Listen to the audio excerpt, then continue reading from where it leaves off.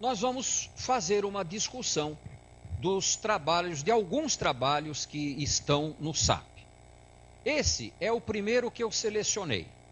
É o posicionamento do Colégio Americano de Medicina do Esporte com relação ao treinamento resistido para adultos saudáveis.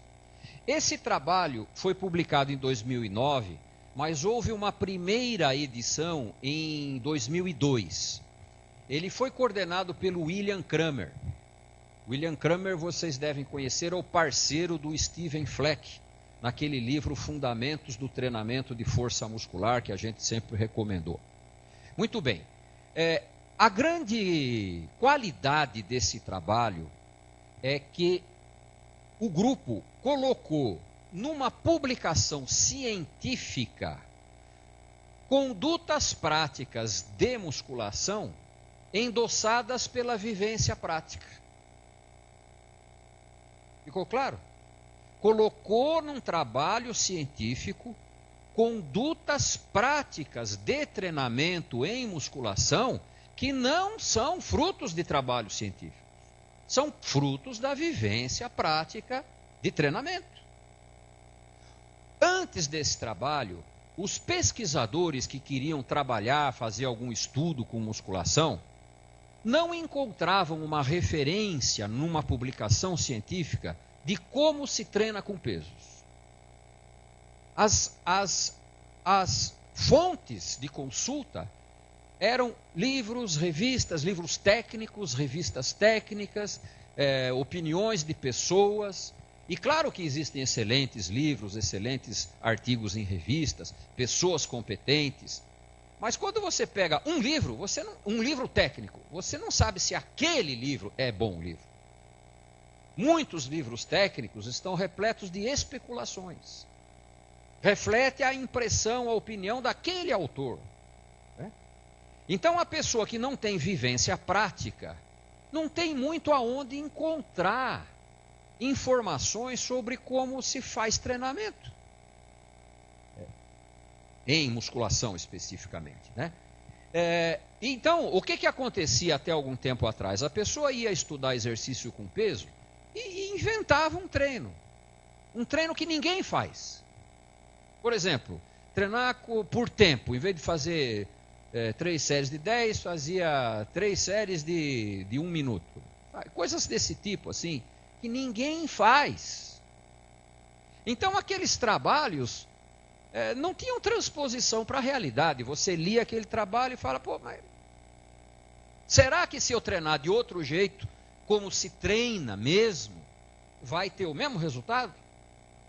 Esse era o grande problema dos trabalhos, de alguns trabalhos, anteriores à publicação do William Kramer. Depois disso, ninguém mais tem essa desculpa, mas não sei como é que treina. Sabe sim. Veja, eu não estou falando para quem é da área do treinamento. Quem é da área do treinamento sabe como é que treina. Eu estou me referindo a pesquisadores que querem estudar exercício resistido e não são da área do treinamento. Eles não tinham referências. Agora eles têm. Então nós vamos ver alguns aspectos que são abordados nesse trabalho, lembrando que a grande qualidade do trabalho foi essa. Agora, esse trabalho tem uma característica. Ele usou como evidência não apenas os trabalhos científicos, mas também as impressões das pessoas que têm experiência prática. Não sei se vocês lembram, a maioria aqui fez o nosso curso, ou os nossos cursos. Evidência é tudo aquilo que a prática sugere ser verdade. Isso é evidência. A evidência mais confiável são os trabalhos científicos. Mas as impressões de quem tem vivência prática também são consideradas evidências. As impressões de quem tem vivência prática são consideradas evidências. Não tão fortes quanto os resultados dos trabalhos científicos, mas são evidências, porque decorrem da prática, da observação da prática. O que não é evidência? Hipótese teórica, raciocínio teórico. Por causa disso, a melhor coisa é fazer assim. Ou por causa disso, a melhor coisa é fazer assado. maioria das propostas mais recentes de exercício, seja terapêutico ou para condicionamento físico, não tem base em evidência. Tem fundamentação teórica. E o que é a fundamentação teórica? É um raciocínio teórico segundo o qual vai acontecer isso, isso, isso. Até pode ser verdade. Até pode ser que aconteça. Mas a gente não sabe. Ninguém estudou. Ninguém tem vivência prática. É uma coisa nova. Então, nada contra as novidades, mas afirmar que é melhor ou pior que as outras, sem estudos, não dá. Dá para propor, vamos fazer? Vamos fazer. Agora, vamos ver o que acontece. Só o tempo vai dizer. Vamos ver o que acontece. Dá para afirmar superioridades. Bom, então, nesse livro não tem, aliás, nesse trabalho não tem especulações. Não tem raciocínio teórico. Tem evidência, ou trabalho científico, ou impressões de quem tem vivência prática. É isso que está aí. Então, vamos ver as coisas?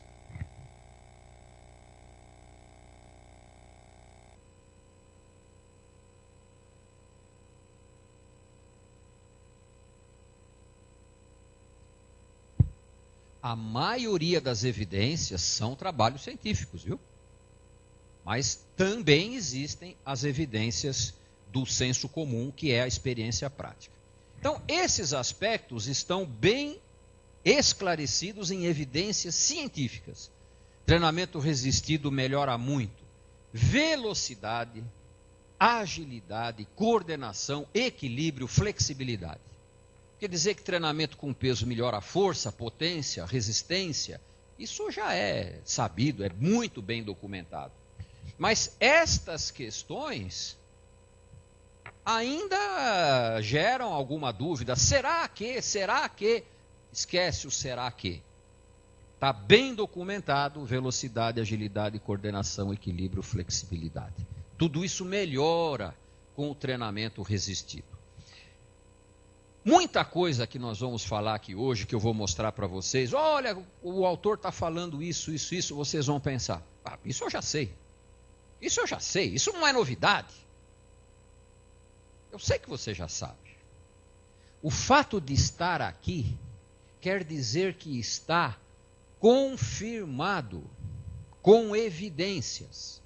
Então, quando você falar alguma coisa sobre isso, quando vocês falarem para alguém, treinamento resistido melhora o equilíbrio, melhora a coordenação, a agilidade, a flexibilidade, e o cara falar, será? Vocês têm como provar. Ah, você quer estudar um pouquinho? Espera aí que eu vou te dar um trabalho. Pá, pum, tá, lê aqui. Essa é a ferramenta. Então, quando vocês ouvirem eu mostrar alguma coisa, não pense, isso eu já sei. Você sabe, eu sei que você sabe. Você fez o curso, pô. Mas você tem agora a ferramenta para provar isso para os outros. Essa é a vantagem do trabalho científico. É a ferramenta. Né? Tem que matar a cobra e mostrar o pau. Eu vou ensinar vocês a mostrar o pau. Né?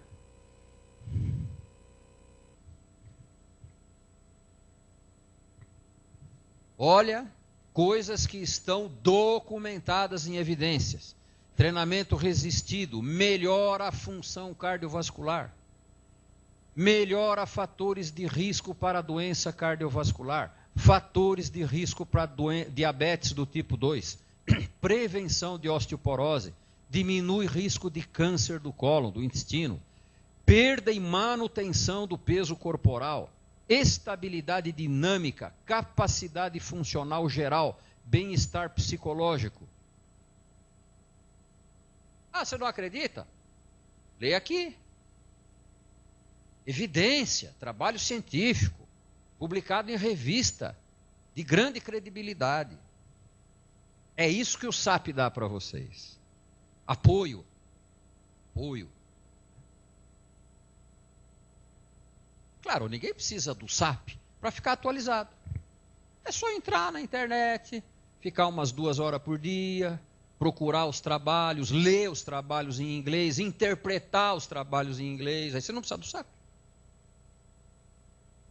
Quem quer tudo mastigadinho, aí precisa do sábio.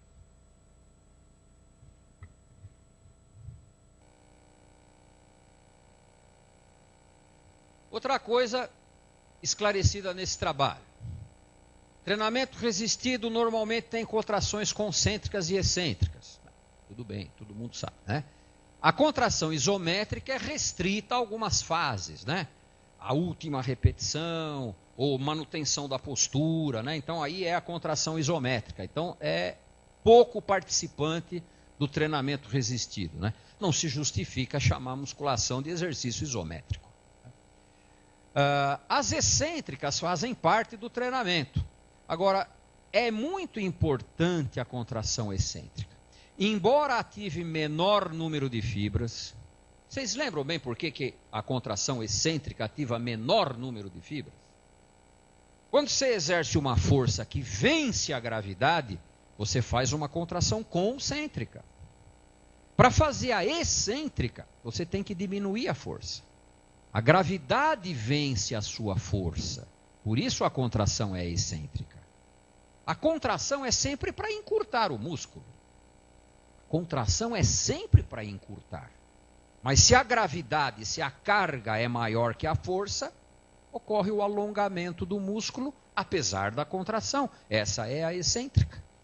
Então, na concêntrica, mais força. Na excêntrica, menos força. Para a gravidade poder vencer. Você só resiste. Então, você usa menos fibras. Menor demanda metabólica. Gasta menos energia.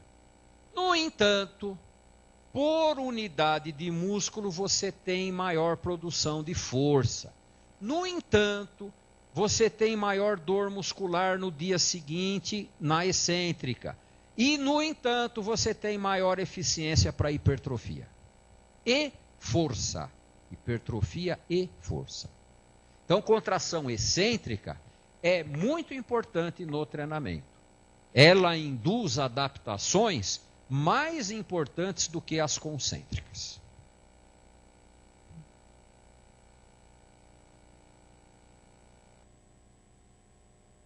Com relação a pesos livres e máquinas, não há polêmicas. Não se conseguiu nunca documentar que um seja melhor que o outro. Peso livre tem a maior preferência de atletas. Preferência. Deve ter uma razão. Eu tenho uma hipótese. É que a sensação de trabalho muscular costuma ser maior com pesos livres. Mas essa sensação, até hoje, não pôde ser equiparada à maior eficiência. Então, atletas preferem pesos livres. Não dá para dizer que seja mais eficiente. Isso nunca foi documentado e até evidências práticas sugerem que não seja melhor, que seja igual. Mas a preferência, acho eu, é pela sensação mais agradável do treinamento. Que, aliás, foi o que me orientou na escolha do sistema de alavancas para a nossa linha de equipamentos, né? É um tipo de aparelho que tem uma sensação semelhante ao peso livre. Talvez pela transmissão direta de carga, não se sabe bem porquê, mas a sensação é semelhante ao peso livre. Mas sensação não dá para dizer que haja um paralelismo com eficiência. Tudo o que se sabe é que peso livre e máquina funcionam. Os dois funcionam. Peso livre, execução mais difícil. Melhor para coordenação. Por outro lado, máquinas, execução mais simples, mais seguro para principiantes. É o que dá para fazer. Consensualmente, qualquer população pode usar máquinas ou pesos livres. Idoso pode usar peso livre? Pode. Sedentário, nunca treinou, pode usar peso livre? Pode. Só que é mais difícil, exige mais cuidado, tem que orientar melhor, tem que ficar supervisionando melhor. É só isso. Máquinas e peso livres, mesma eficiência. Objetivos básicos do treinamento com pesos devem ser força e hipertrofia. força e hipertrofia, objetivo básico. O que é que sempre vem junto? Potência e resistência. Potência e resistência. E nós já vimos lá naquele primeiro slide que vem junto também o quê? Coordenação, agilidade, flexibilidade. Mas você treinando para hipertrofia, para força, você ganha tudo. Vem tudo junto. Esse negócio de treinamento de força, treinamento de resistência, são detalhes do treinamento esportivo. Você vai trabalhar um atleta. Você quer que ele seja o suprassumo naquilo. Então, você tem um treinamento mais específico para aquilo. Fora essa situação, treina para hipertrofia. Pronto. Tudo vem junto. Tudo vem junto. Tudo que dá para vir, né? Bom, exercícios multiarticulares são superiores aos uniarticulares. Parece que são mais eficientes. Se você que tiver que escolher entre multiarticular e uniarticular para fazer um só, faz multiarticular. Mas é frequente e universal o uso dos dois, multiarticular e uniarticular, direto. Né? Exercícios sobre bolas, as modas, né? E superfícies instáveis, não tem vantagem nenhuma. E é necessário a utilização de pequenos pesos para segurança. Fazer exercício desequilibrado é risco de acidente, é risco de lesão. E para você não ter alguma segurança, você tem que treinar com peso baixo. E treinando com peso baixo, você ganha muito pouca coisa. Em termos de força, resistência, potência, você ganha muito pouca coisa porque o peso é baixo. Tá? Então, isso tudo é evidência. Tá?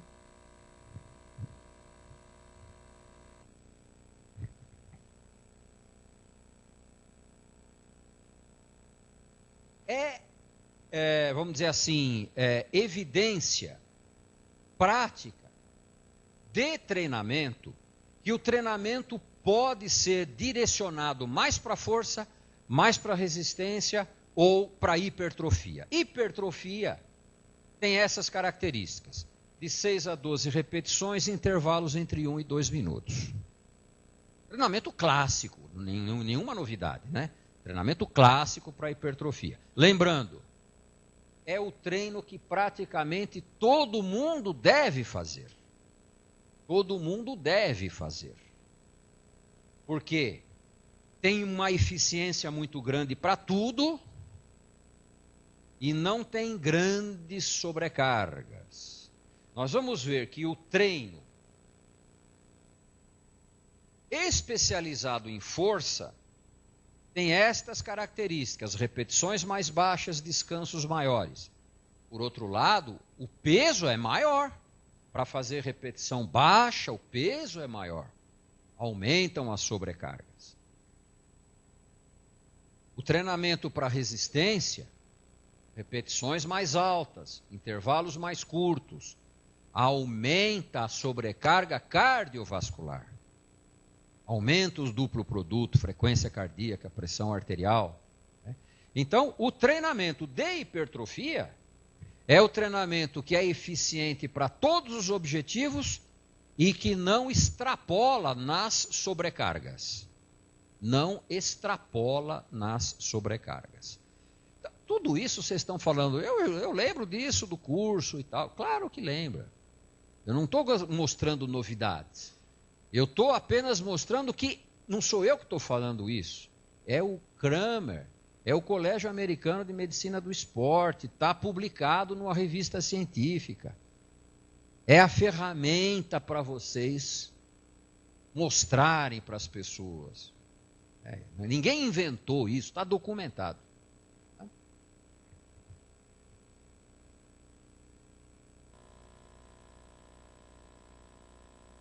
A carga de trabalho tanto pode ser definida como porcentagem de carga máxima, que exige testes frequentes, né, mais trabalhoso, como pode ser definida por aproximações sucessivas com aumentos de carga sempre que a pessoa conseguir fazer mais repetições. Ah, descobriu a América, todo mundo faz isso, eu sei. Mas quando alguém chegar para você, mas não tem que fazer teste de carga máxima. Não, está aqui, leia aqui que não precisa. Leia aqui que não precisa. Tá? É a ferramenta. Um conceito muito importante. Para quem quer hipertrofia máxima. Tem gente que quer. A maioria não consegue, né? A maioria dos que querem não consegue. Mas vamos tentar, vai. Vamos tentar. O gostoso é tentar, né? Pode não conseguir, mas é bom tentar. O que é que precisa, hein? Ah, precisa tomar bomba. Vamos esquecer essa questão das bombas. Sem tomar bomba, o que é que precisa? Pesos elevados. Ninguém vai conseguir hipertrofia máxima com peso leve. Peso grande. Contrações excêntricas tem que ter. E volumes moderados de treinamento. Gente, existem, sei lá, muitos métodos de treinamento em musculação. Muitos métodos de treinamento. Existem muitos campeões de musculação. Cada um treina de um jeito. Cada um treina de um jeito. O que todos têm em comum? Todos têm em comum. Isso aqui. Se tiver isso aqui, vai dar certo. Se tiver isso, vai dar certo. Vai dar certo se a pessoa tiver genética. Porque se não tiver genética, nada vai dar certo. É a realidade. Né? Muito bem. Agora, o que mais a gente depreende daqui? Não há necessidade de esforço máximo, de se borrar todo, de ajuda. O que o músculo precisa para crescer é sentir pesos grandes. Sentir. Mais uma, mais duas, isso não faz diferença. Quando você está lá brigando para fazer a última, o músculo já foi estimulado, ele já sentiu aquele peso várias repetições. Agora você está lá se borrando todo porque está falhando já. Você está em falência muscular. Não é isso que vai fazer a diferença. Não é isso que vai fazer a diferença. Isso só cria estresse do treinamento, afasta as pessoas do prazer de treinar. Né? Claro, tem gente que tem prazer em fazer força, tudo bem, mas não precisa fazer todas as séries assim. Faz algumas séries assim, volumes moderados, não dá para exagerar no volume, né? Faz algumas séries para sentir o peso, tal. Se quiser, na última, põe um pouco mais de peso, faz uma força, pede uma ajuda, é para o ego só.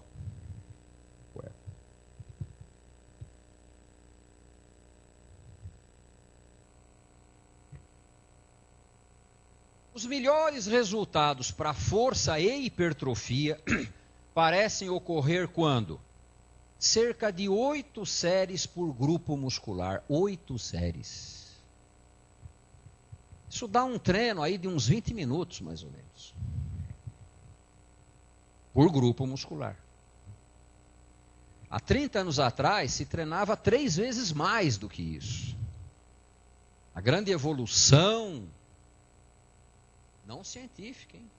Técnica, tentativa e erro, experiência prática, foi diminuir o volume de treino. Com menor volume, você tem melhores progressos. Né?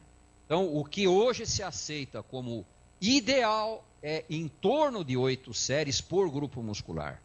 Principiantes, 3 séries melhor que uma. Agora, a diferença é pequena, hein? 3 séries melhor que uma. A diferença é pequena. Estudos mostram que a diferença é pequena. aumentar as séries progressivamente para o principiante, né? Mas atenção, quando parar de melhorar, você está treinando demais. O seu aluno está treinando demais quando parar de melhorar. Parou de melhorar, qual é a tendência? Treinar mais? Não, treinar menos. Treinar menos. E cada um tem uma tolerância para esse volume de treino, né? Tem gente que, principalmente os ectomorfos, né, os magrinhos e tal, a tolerância é muito baixa. Aumentou um pouco mais o volume e já para de melhorar. Tem que diminuir o volume. Treinar menos para crescer mais. Não é novidade, né? Mas aí está a documentação. O teu aluno não acredita, então peraí, não sou eu que estou falando, ó, lê esse trabalho aqui. É difícil convencer o cara, né? Adolescente, por exemplo, dizer que tem que treinar menos, ele não aceita. Então peraí, dá uma lida nisso, leva para casa, né?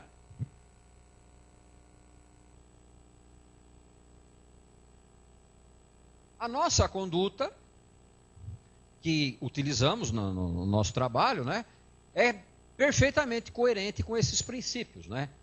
A gente usa numa fase de adaptação o treino completo, um exercício por músculo, 3 séries, sendo uma leve, uma média, uma pesada, e 2 a 3 vezes por semana, é a fase de adaptação. Na evolução, ainda em treino completo, aumentamos um exercício por músculo, não para todos os músculos, para algum que você queira enfatizar, 2 séries pesadas e mantém 2, 3 vezes por semana, porque é treino completo. Só que na evolução a gente também pode optar pelo treinamento dividido, e no caso a gente pode fazer até mais exercícios, porque tem mais tempo, pode fazer mais séries pesadas, mas não é 10 séries pesadas, é 3. Porque senão você não tem aquele total de 8, né? 2, 3 exercícios, 2, 3 séries, já deu 9, por exemplo. 8, 9, 7. É isso. E a frequência por grupo muscular costuma diminuir, porque você está treinando dividido. 1 a 2 vezes por semana cada grupo muscular. Essa é a conduta nos nossos serviços, mas perfeitamente coerente com o consenso internacional de treinamento.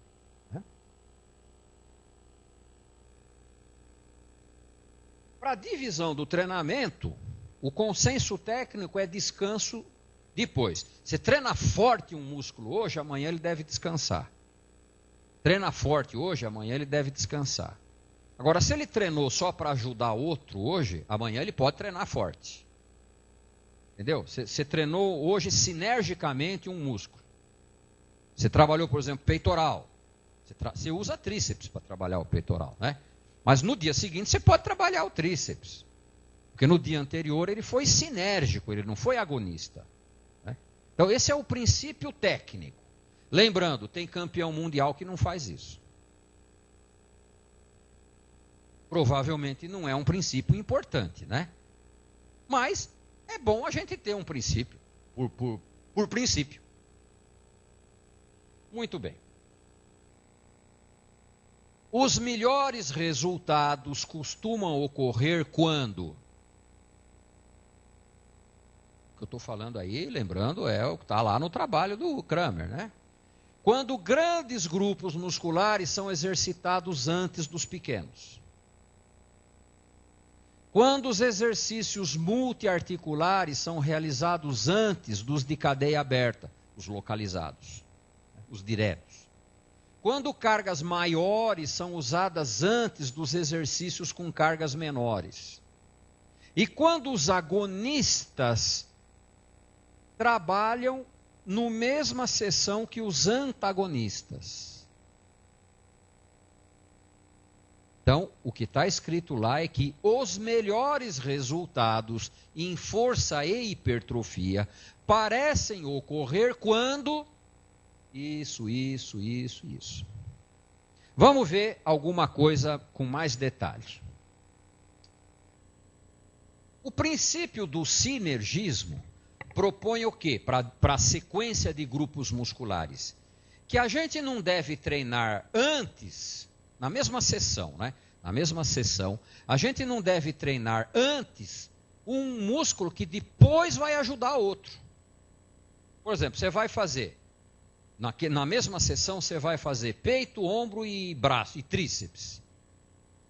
A sequência tem que ser essa: peito primeiro, ombro depois, tríceps depois.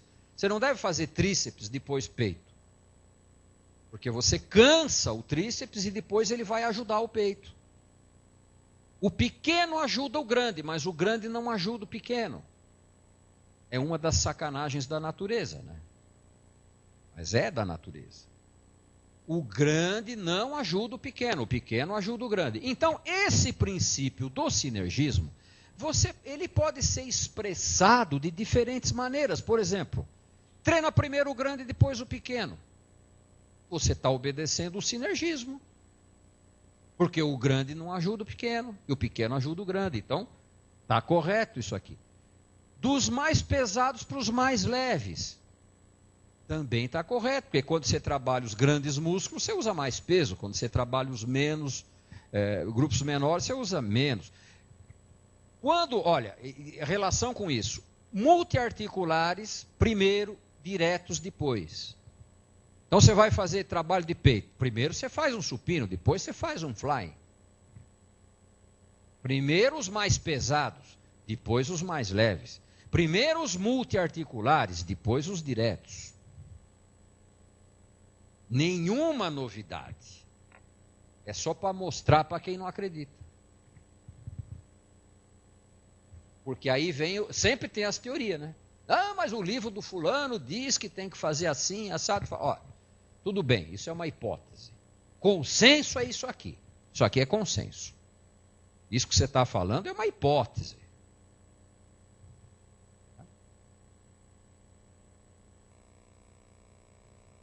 Com base em tudo isso, a melhor não dá para dizer.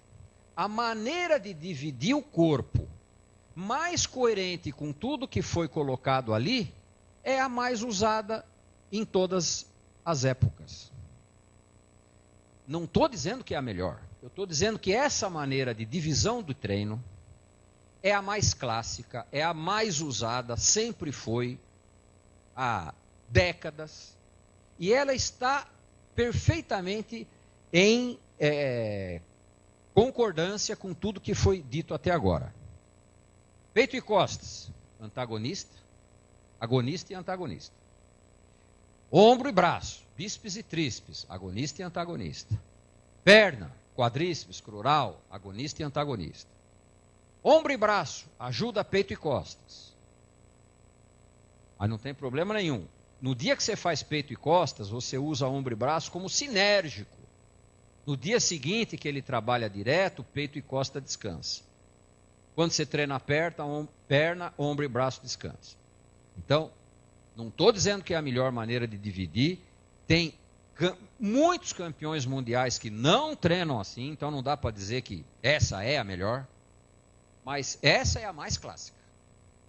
Qual é o consenso técnico?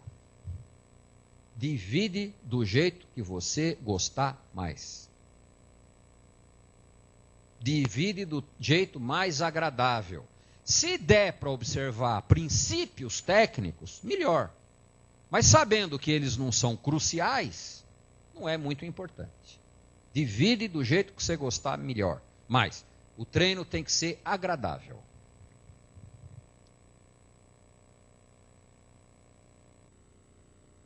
Com relação à velocidade de movimento,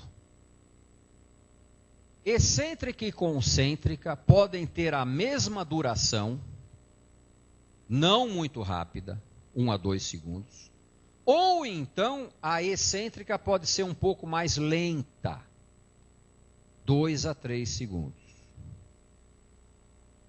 Mas sem abaixar o peso. O que não funciona é o super slow. Bem devagarzinho.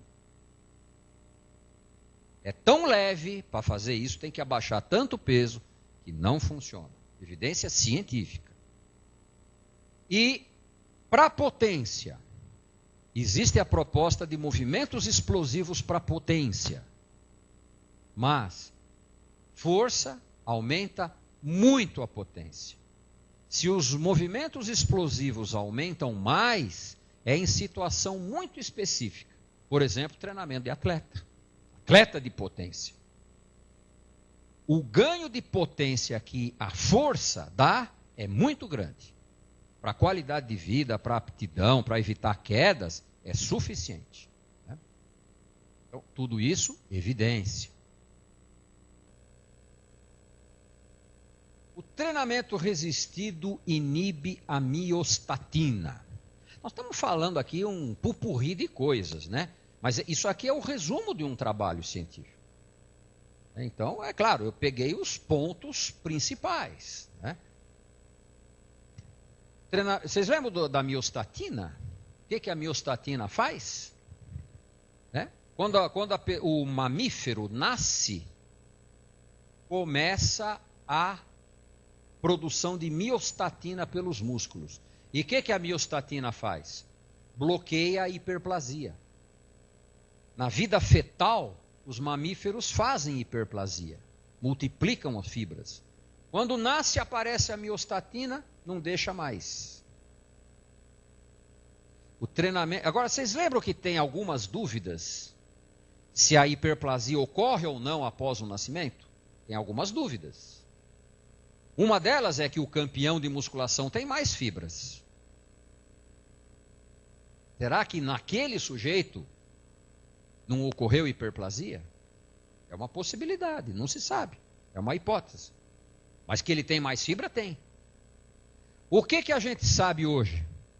Que o treinamento resistido inibe a miostatina. Reforça a hipótese, não comprovada, mas reforça a hipótese de que algumas pessoas podem fazer hiperplasia. Isso ainda não está esclarecido. Mas inibir a miostatina é um efeito do treinamento. Pode ser que algumas pessoas façam hiperplasia. Lembra dos ratinhos sem miostatina?